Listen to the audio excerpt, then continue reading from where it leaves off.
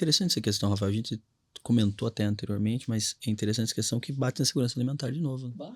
Você pega a Índia e a China, quer dizer, aumentaram, são países que ascenderam, então o consumo de alimento deles também mudou. Só crescendo. Né?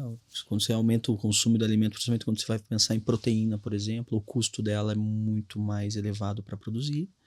Né? Você vai falar Índia e China junto, é 1/3 da população mundial. Sim.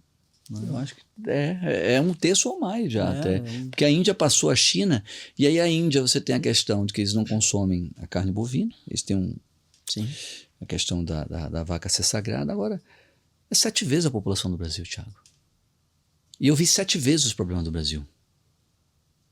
Porque você tem toda uma questão de casta, tudo. Eu hoje, se for discutir com alguém que tenha envolvimento em qualquer causa, seja ambiental, social, eu vou perguntar, você já foi na Índia? Você vai ter um impacto muito maior lá. Você vai ter um impacto vezes 7. O plástico lá é uma calamidade pública. Tem plástico para tudo quanto é lado. A sujeira lá é absurda. Então não é brincadeira a gente às vezes achar que a minha atitude não vai mudar. Muda. De novo, que eu falei do lixo, eu acho que o lixo é um problema, é realmente uma pandemia. Nós temos um problema do plástico gigantesco. Como era antes? Você usava mais garrafa de plástico.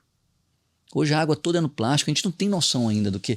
E aí tem todo o lado da indústria petrolífera. Nós temos que ser mais inteligentes. Aqui não é contra capitalismo, a favor de capitalismo, mas a gente tem que ter um capitalismo mais inteligente, a gente tem que ser mais inteligente, porque a gente tem muita oferta de muita coisa e a gente vem fazendo alguns ciclos de coisas erradas.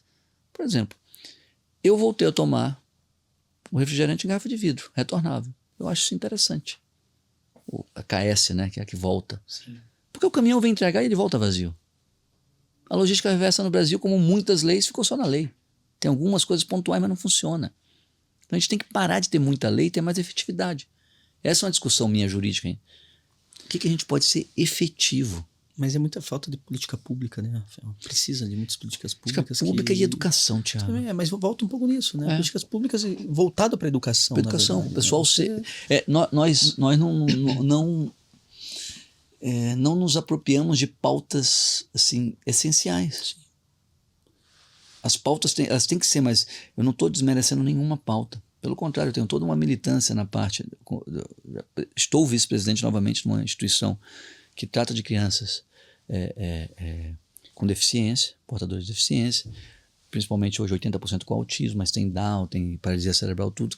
São pessoas que infelizmente às vezes ficam à margem da sociedade, e nós conseguimos lá no Pará, lá no interior do Pará, lá em Paragominas, fazer um trabalho de excelência há 21 anos, e que é essencial, mas para que esse essencial funcione, eu sou diretor voluntário, você depende de doações.